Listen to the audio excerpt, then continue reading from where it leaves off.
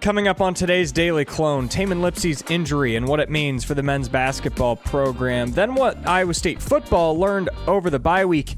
And then we close with a deep dive into the Arizona defense. All of that after a word from our friends at Fareway.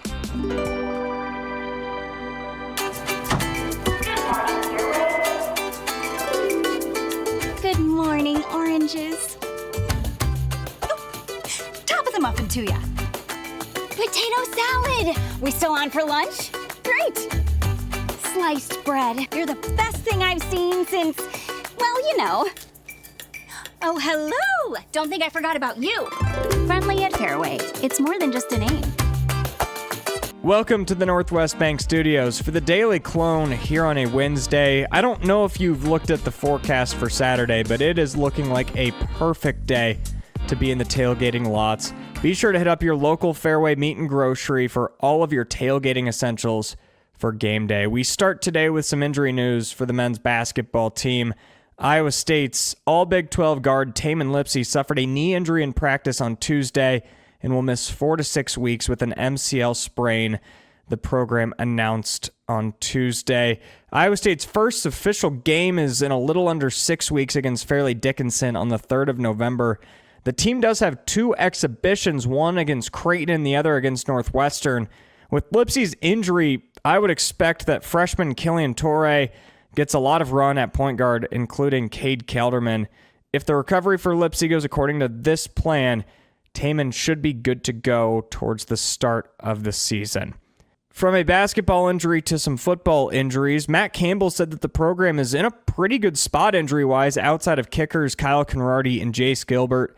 Campbell said that he expects Gabe Burkle, Carson Willick, Aiden Flora, and Jontez Williams all to be good to go for Saturday's game against Arizona. So that's great news, and that's what the bye week is for. Aside from that, the bye week is also a time for the team to get better. Here's what Matt Campbell learned about his team over the bye. I don't know if we'll know until Saturday, to be honest with you. I think the hard part about having a bye week is the rhythm that you gain or lose by going into a bye week. And I think there's a maturity, and I'll throw the word toughness out again, that you have to kind of regain that momentum going into game week. And so I think this is be another great test. I know I've said this, 70% of Power 5 football teams lose coming out of the bye. And I think it's a real challenge because it's a mental toughness to continue to pound away at your habits and stay in that great routine that it takes to have a great Tuesday, great Wednesday, a great Thursday to go play the game on Saturday. So, I think the biggest thing you hope that you improved on is some of the fundamental things that,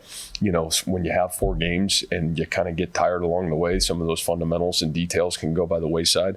You hope that we were able to kind of regain that. I saw that happen, in a positive way. And then now you got to get yourself ready to get yourself back into game week. And, you got a great team coming in here, a team that's undefeated, that's going to challenge you in every way. And, how do you show your growth from where you were the last time you were on the game field to the next time you're on a game field. So I'm excited for that challenge. And here's what Cooper Ebel and Trey Bell learned about the Cyclones over the bye week. One of the big things that we took away is we should have a lot of confidence just playing in those big games, playing those rivalry games, those games that are intense and have a lot of emotion.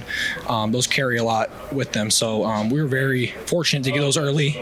We're going to take a lot of confidence with us from those. And as to what we got to work on, we got a lot to work on, man. We didn't take this bye week lightly at all. We called it a work week. So still had great practices. Very proud of all of our guys. We got a lot of guys that were stepping up for the bye week too. What is there not to like about our team? Just everybody from offense, defense, special teams, everybody just seems so locked in. Everybody has one goal in mind, and it seems like we're just on an uphill trajectory, and I'm just excited to see where it goes from here. The other good news is that Iowa State had extra time to prepare for this extremely unique Arizona defense. I would try to explain it, but there's no way that I can do a better job at it than Jeff Woody. The former Cyclone and CF contributor now works for ESPN as an analyst, and Woody actually called an Arizona game a couple weeks ago, and he gives great insight into what you can expect out of the Wildcats on the defensive side of the ball. Their basic principles are the fact that, one, they do not have gaps on the defensive side, which sounds like an abomination to most defensive coaches. They do not have gap responsibility. Two, they do not have a Linebackers and defensive line are responsible for the run, and the third level players only fit when they have to. Think about all three of their safeties, specifically their middle safety, like Bo Freeler. That's the way they view their safeties, is that they're going to come down and they're going to be aggressive. The other thing that makes them very, very weird, and you can only do this when you have guys that are really experienced, know football, know how to win, they don't break down to tackle. They're not trying to be fundamentally sound. They're trying to snap your spine. So what they're going to do is they're going to throw to make a tackle. And if they miss, the guy who gets credited for a missed tackle, if that runner continues down the field, is not the guy who missed. It's the rest of his pursuit that did not come in. So let's pair all those together. No gap responsibility, safeties that are flying up in the running game, and they do not care about the first person who's going to miss because they're trying to snap you in half. So what their defense is built to do is, I'll use an example, which, believe it or not, I'll use a metaphor, Chris. There's if you're riding a motorcycle has to be ridden at a certain speed or it's unsafe. So if you try and ride a motorcycle slowly, you kind of like falter and flop over until you get to 10, 15, 20 miles an hour, in which case the actual speed of the bike is what keeps it stable. This defense must play the speed that they do in order for it to work at all. They have to play that fast. That is just some great insight from Woody on the CW pod. You can get that at Iowa Everywhere, wherever you listen to your podcasts. Now here's Iowa State offensive coordinator Taylor Mauser on the Arizona defense. Their defense is a problem. They made some really good adjustments from last year, and they're different than probably anything that at least I've seen since I've been with Coach Campbell.